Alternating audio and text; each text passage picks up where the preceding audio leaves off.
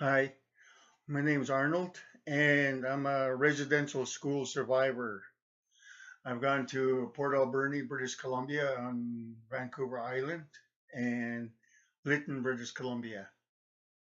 And my focus is on Port Alberni. Uh, the reason why want to make a video of this, and I'm posting this video because what the government did was categorize sexual abuse and physical abuse in two different classes. And um, I think that's wrong. I know a lot of students that have been heard. The reason why stories were being heard was because of the sexual abuse, and it was a lot more severe than um, physical abuse. But to me, physical abuse is just as important as sexual. And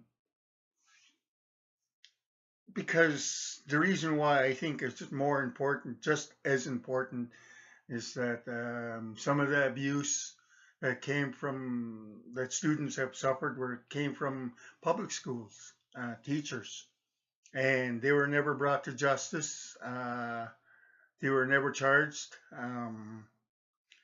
You all know that students these days are protected by the law for physical abuse and even corporal punishment. And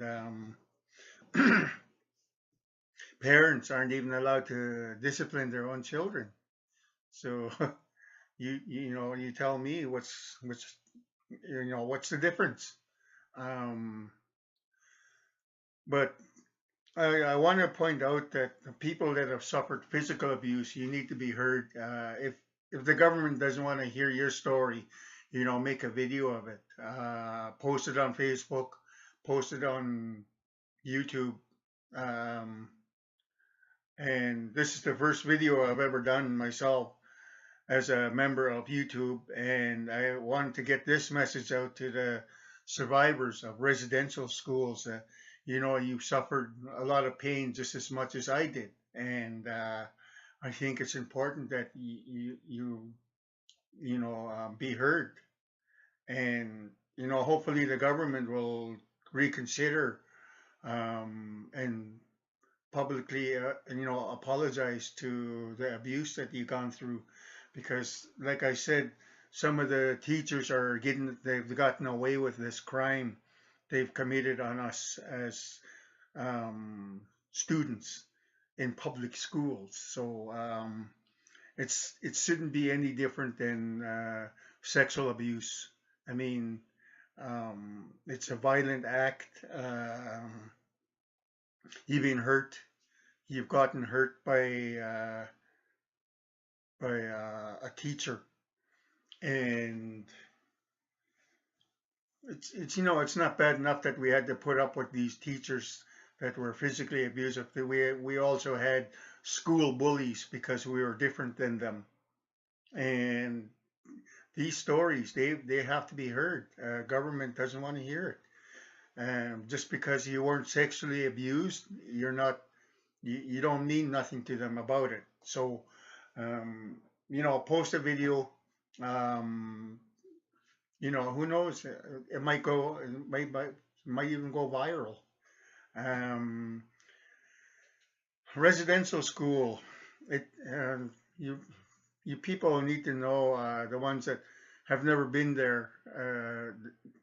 You have to understand that residential schools, it only means a dormitory. Really, it's a dormitory for First Nation students, and we were bused out to public schools, just like anybody else. We attended public schools in the city of Port Alberni. So as far as physical abuse is concerned, your stories are important so that the people, will fully understand why we're in so much pain. It's not just a physical abuse. I mean, it's not just the sexual abuse alone.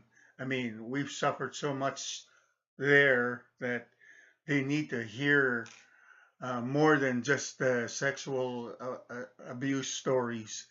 You've been, you know, we suffered a lot of trauma going to those schools, and the teachers in the public schools never made it any easier.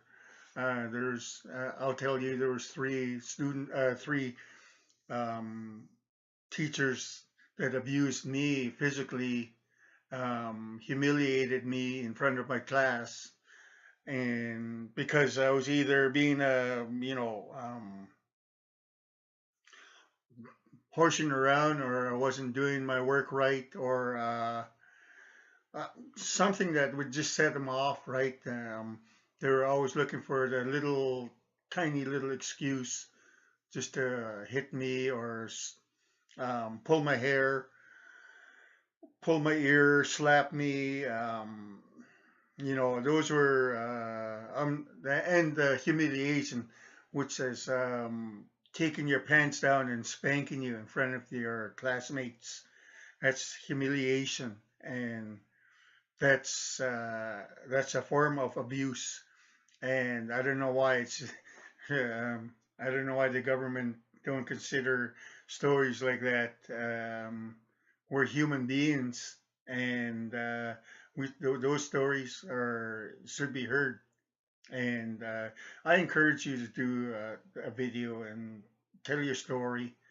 It doesn't have to be long, or don't need to be ashamed or embarrassed, or anything like that. Just do what you can to be heard. And who knows, maybe it'll send out a message. People will start coming out and doing more videos, and the government's going to have to lift an eye. They're going to have to open the ear to hear these stories, and then the student bodies that have gone to residential schools will completely be healed. And because we're still wounded, we still carry scars because the people that have suffered physical abuse haven't been heard yet. So the government still owes those people an apology. Thank you very much.